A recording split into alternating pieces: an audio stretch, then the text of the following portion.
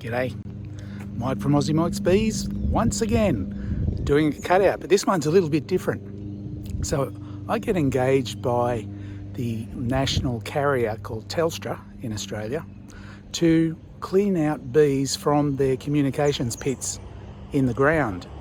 So this is one of those jobs. So here we are, have a look at this one down here.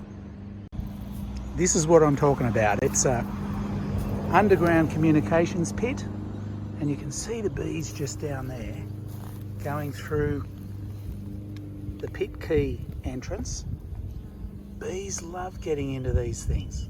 They're a perfect environment with a steady temperature and humidity, and it's probably about 40 litre capacity, which is their favourite space. So they build a comb up on the underside of this concrete lid. So what I've got to do is lift that lid gently. I'll vacuum up the bees and cut the comb, and I'm going to put it into a cooler and take it back to the apiary and hopefully be able to frame it up there. So I'll put some gear on, I'll get my vacuum out and start work on these little bees.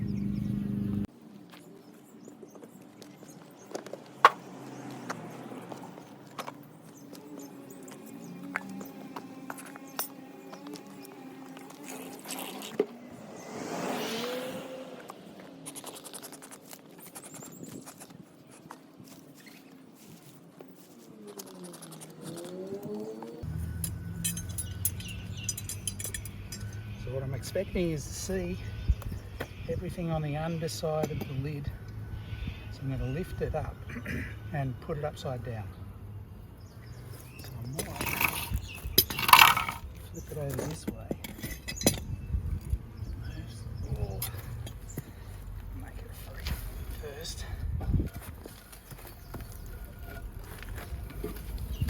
Whoa! This is an old colony. Look at that. So it was on the underside of the lid, but it goes way deep. So there's honey, you can see the joint enclosures there, and it's full of bees. So this is going to be a slightly bigger job than I was expecting, but that's all right.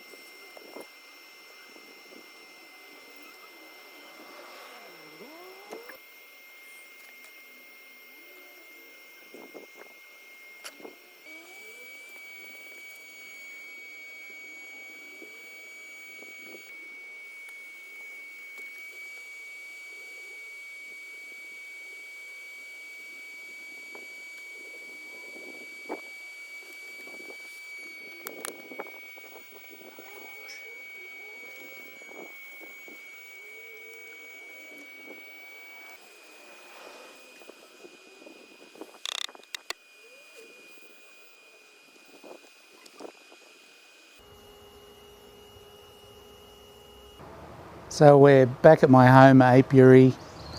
I got that comms pit colony back home.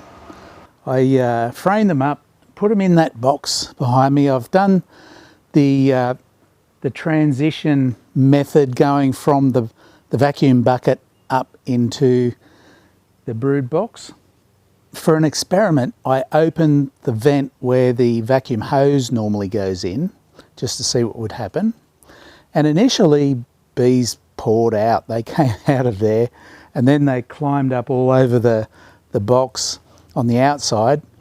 And then they went, it seems that they've gone back in, except for one little patch. Have a look at this. This tiny little cluster decided to form up on the ground about 6 foot away from the vacuum bucket. They seem to be tangling around each other. The queen might be in there somewhere. I'm hoping not. Anyway, the base that I'm going to put the box onto in front of them, and they might move up into that. Some of them are exploring it at the moment. We'll see what happens once I move the box over.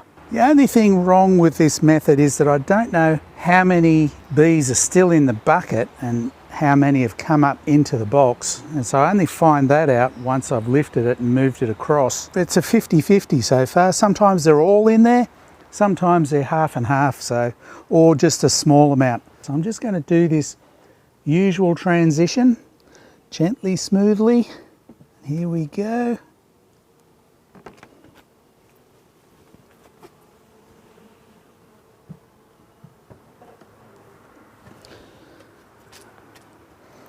I still don't actually know. There's grubs and some dead bees in the bottom of the bucket. Now, given that, let me show you.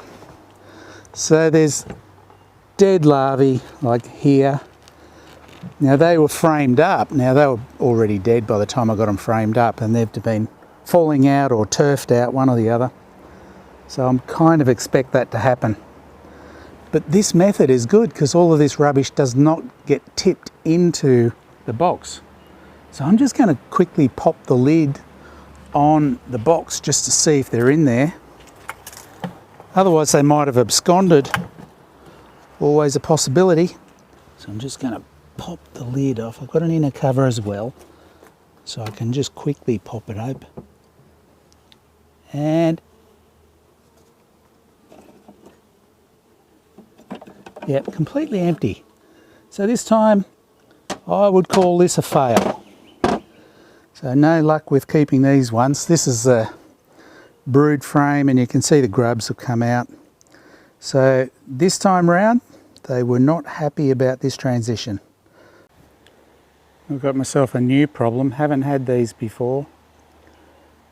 A little nuke I did the other week got cleaned out by these little buggers. There were dozens of them.